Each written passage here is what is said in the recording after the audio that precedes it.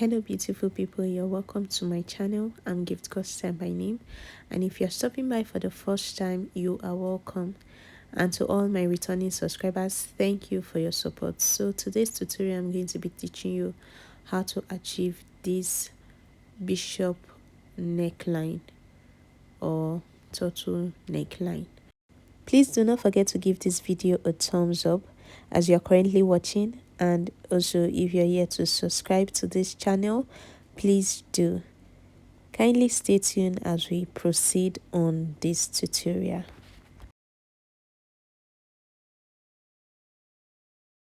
So the first thing I'm going to do is to measure my neckline.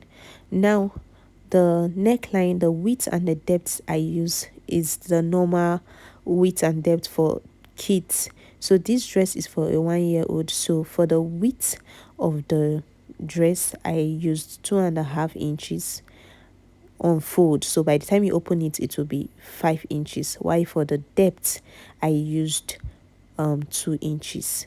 So next, whatever outfit you are making or whatever outfit you want to turn it to, you are going to join both the front bodies and the back bodies together, and also the shoulder parts for you to get the neck circumference. So I have 16 for mine. So next, what you are going to do, you take your pattern paper and then you're going to fold it into two, as you can see me doing on the video. Now whenever we measure circumference in the body parts, we always divide it by 4. So I got 16, so I'm taking my 16 divided by 4. So the figure I got is 4 inches. Now I'm marking 4 at that tip, that is my radius. The same way we cut our half circle flare is the same way I'm going to do this to cut the bishop neckline. So after forming this arc, I'm going to determine how long I want the bishop collar to be. So I'm using 2 inches because by the time I sew half inch upwards and downwards, I'll arrive at 1 inch. For bishop collar, you don't need it to be too long or too big. The length, 2 inches is fine for both a child and adults, except you want a very long turtleneck or something else. So after doing that, I'm going to cut it off. So this is what we have. So this is how yours should also come out. Next, I'm going to fold this pattern paper into 2, and I'm going to divide my neck circumference, which is 16, divided by 2, which will have 8 inches. So I'm going to mark that my 8 inches right over there. I'm going to get the right figure and then mark it. After that, I'm going to also mark extra 1 inch because I'll be using that 1 inch to turn it inside. By the time we proceed, you understand what I mean by turning it inside. So that's why I'm marking that extra 1 inch. So the rest, I'm going to cut it off because we don't need it. It's an excess. We don't need that excess for this project.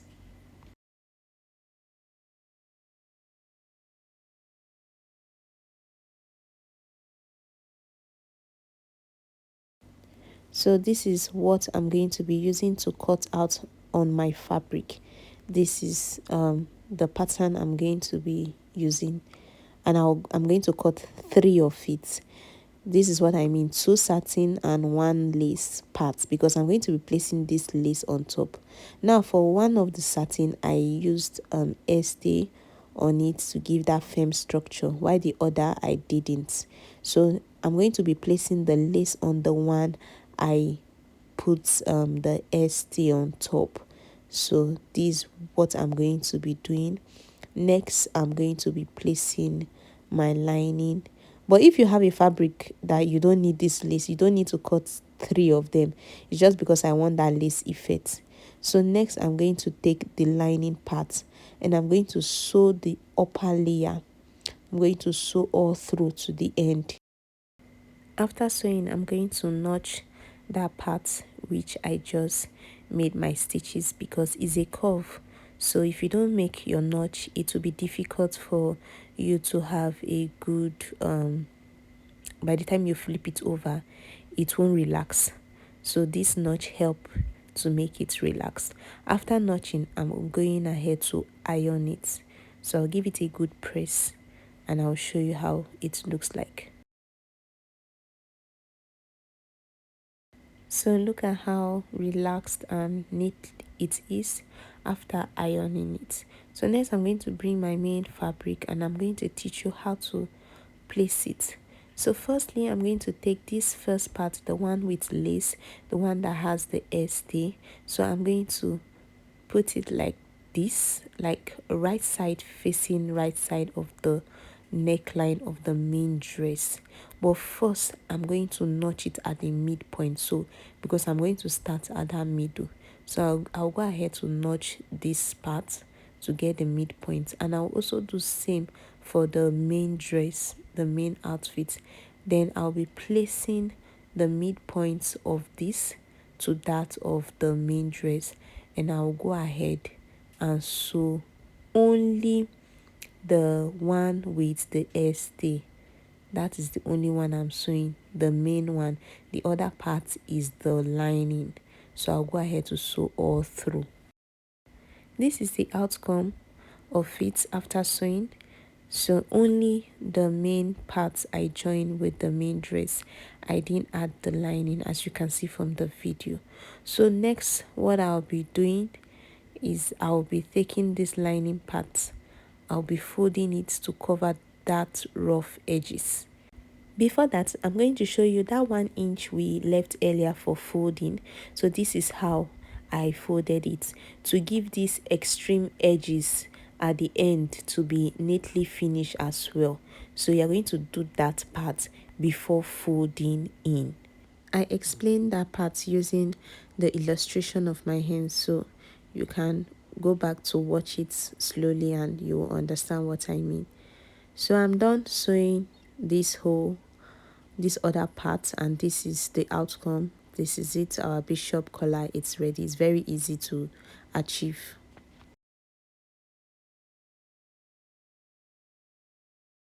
So that is the edge I was talking about to fold it in. So you can use your zipper to finish it, or snap button, whatever means you are using to close up the bishop collar.